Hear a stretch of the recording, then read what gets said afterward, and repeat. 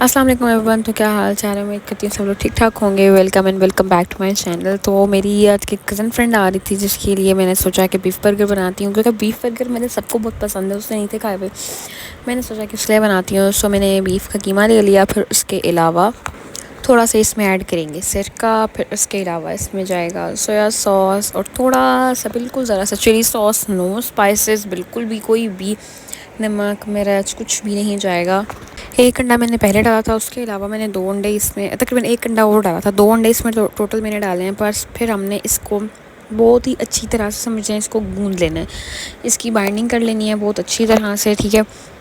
शुरू में आपको लगेगा कि शायद ये बहुत ज़्यादा पतला हो गया, मगर ऐसा कुछ भी नहीं होगा। आपने इसको बस हल्के हाथों से इसको गूंदना है, बेंड करना है, बाइंडिंग करनी है। फिर उसके अलावा पता नहीं मैं सही बोल भी रही हूँ या नहीं, बट फिर इसको अपने फ्रिज में रख देना है। तो आधे घंटे के लिए, आधा पौना घंटा इसको अपने फ्रिज में रख देना है।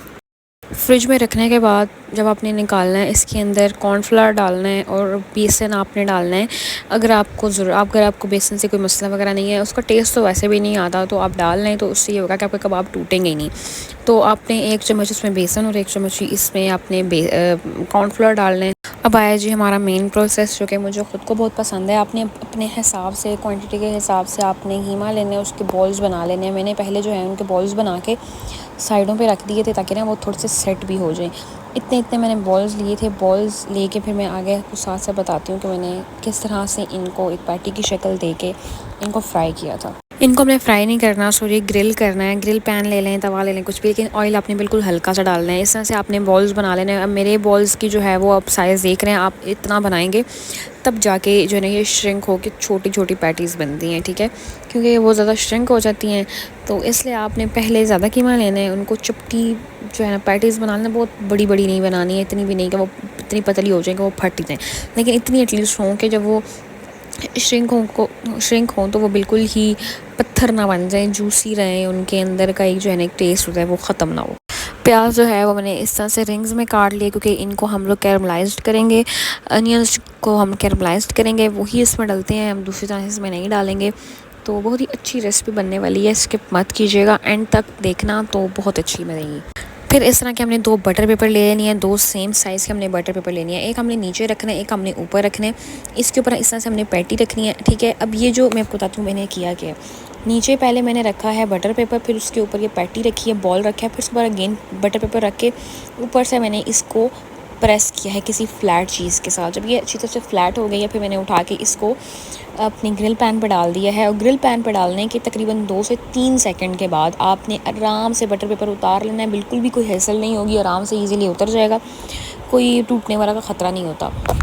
ये वाला प्रोसेस आपने भी रिपीट करना है, ठीक है। आपने भी यही वाला करना है, इस तरह से ईजीली हो जाएगा, नो हेसल, ठीक है। कोई रॉकेट साइंस नहीं है, कोई बड़ा मसला नहीं है। इस तरह से आपने ऊपर से दबाना है और वो आराम से फ्लैट हो जाएगा। अगर आपके पास तो है जिसे हम कबाब फ्लैट कर सकते हैं तो बहुत ही अच्छी बात है। अगर नहीं है तो टेंशन लेने की ज़रूरत है कि घर में हर किसी की देगची होती है, इस तरह की फ्लैट चीज़ हर किसी को मिल जाती है। जैसे मैंने जुगाड़ लगाया, आप भी लगा सकते हैं। मेरा कबाब आप देख सकते हैं कितना, पैटी मेरी देख सकते हैं कितनी बड़ी साइज़ की थी, और अब देख लेंगे वो पीछे वाली किस तरह की हो गई है। फर्स्ट मेरा टूट गया था बिकॉज वो अभी सही गर्म ही नहीं था, ऑयल तो मैंने डाल दिया था।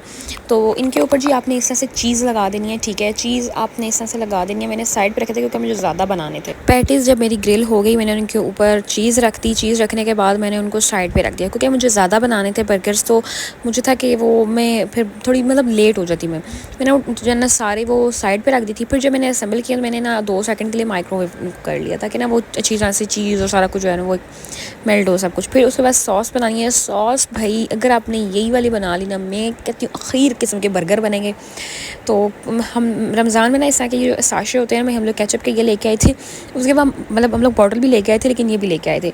बॉटल ख़त्म हो गई, मैंने मामा को बोला केचप की बॉटल ला दे। मामा कहती हैं जो ये लेके आए पहले या ख़त्म करो, फिर वो ला के दूँगी। तो सही भी है, क्योंकि हमारे घर में ज़्यादा इसका कोई खाता नहीं है केचप। बॉटल में कहती हैं डाल लो या इस तरह फिर मैंने ये यूज़ कर ली, केचप यूज़ कर ली शंग्रीला की, और बहुत अच्छा टेस्ट है इसका। और फिर जी मेयोनीज़ डालनी है 6 चम्मच, 5-6 चम्मच। फिर उसके बाद जी 2 से 3 चम्मच आपने केचप डालनी है। चिली गार्लिक डालें। अगर चिली गार्लिक नहीं है तो आप जो कुटी हुई लाल मिर्च होता है ना, धड़ा मिर्च उसको बोलते हैं, आधा चम्मच उससे भी कम वो आप डाल लें। उसके अलावा जाएगा इसमें चिली सॉस, बिल्कुल थोड़ा सा सोया सॉस इसमें नहीं डालना, मस्टर्ड बेसिस में आप डाल सकते हैं, मेरे पास अवेलेबल नहीं था, सॉरी सोया सॉस मैंने डाला है, मैं एक्चुअली वॉइस ओवर कर रही हूँ इसलिए मेरे दिमाग से निकल गया। सोया सॉस डालना है। मस्टर्ड पेस्ट जो है आप इसमें डाल सकते हैं, बहुत ही अच्छा टेस्ट आता है, इतना यूनिक टेस्ट इसका होता है। और अगर आप ये बर्गर सॉस यूज़ कर रहे हैं ना यार, मैं कहती हूँ कि बर्गर इतने जो पैटी होती है वो इतनी अच्छी नहीं होती जितनी ये सॉस की गेम अप कर देता है, ठीक है। तो आपने ये लाजमी यूज़ करने हैं, डोंट स्किप दिस सॉस। अगर आपने सोचा कि ये सॉस स्किप करते हैं तो आप पूरी रेसिपी स्किप कर दें, बल्कि ये वीडियो स्किप कर दें, ठीक है। फिर जी हमारी बारी आती है असेंबलिंग की। असेंबल हमने करने हैं अपने बर्गर्स। आगे जाके ऐसा होगा कि मेरे मोबाइल की स्टोरेज ज़्यादा हो गई थी जिससे मैं सख्त तंग आई हुई हूँ, तो जिस वजह से मैं असेंबलिंग रिकॉर्ड नहीं कर सकी, बट फिर भी मैं बताती हूँ। अच्छा, दूसरी तरफ मैं अपने जो बंद हैं उनको सेक रही थी, उनको गर्म कर रही थी, ठीक है।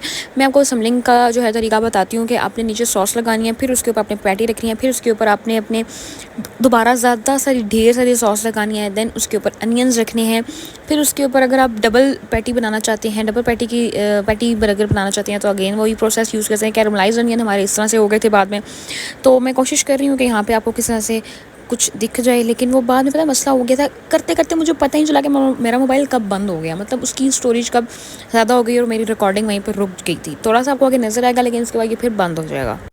अच्छा, तो मुझे साथ ना नीचे कमेंट सेक्शन में ये बताइएगा कि आपको किस तरह के वीडियोस चाहिए, मैं स्किन केयर अपलोड किया करूँ, रेमेडीज़ अपलोड किया करूँ, या इस तरह के रैंडम व्लॉग्स भी अपलोड करती रहा करूँ जो कि आप लोगों को अच्छे भी लगे, इंटरेस्टिंग भी लगे, आप लोग बोर भी ना हो।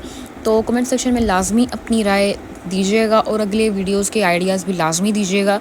बाकी वही मैंने बात जो आपको पहले बताई थी कि हमने अनियंस रखने हैं, उसके ऊपर ढेर सारी सॉस रखनी है, देन उसके ऊपर जी हमने अपना पैटी बंद रख देना और फिर बस इस तरह से इस बर्गर हमारा जो सॉस बह रही होगी, भाई मैं क्या बताऊँ यार, आखिर किस्म के बर्गर बने थे, ये बहुत ही अच्छे थे। रात के 11 हो गए थे, 9:30 में किचन में घुसी थी, अकेली थी बिल्कुल, सब कुछ मैंने अकेले ही किया, रात को 11 हो गए थे, ठीक है। तो वीडियो अच्छी लगी हो तो लाइक कमेंट शेयर लाजमी कीजिएगा। मिल्क शेक के साथ हमने बर्गर एंजॉय किए, आप भी बनाएं, एंजॉय करें। अल्लाह हाफिज़।